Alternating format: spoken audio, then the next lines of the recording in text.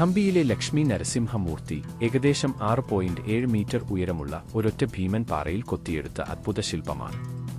ക്രിസ്തുവർഷം 1528-ൽ മഹാരാജാ കൃഷ്ണദേവരായരുടെ ഭരണകാലത്താണ് ഇത് നിർമ്മിക്കപ്പെട്ടത്. യഥാർത്ഥത്തിൽ ലക്ഷ്മി ദേവി നരസിംഹസ്വാമിയുടെ ഇടത് തുടയിൽ അതീവ ശാന്തയായി ഇരിക്കുന്ന രീതിയിലായിരുന്നു ഈ മനോഹര വിഗ്രഹം. എന്നാൽ 1565-ലെ ഭീകരമായ യുദ്ധത്തിൽ ആക്രമണകാരികൾ ഈ പവിത്രമായ ശില്പം ക്രൂരമായി തകർത്തു.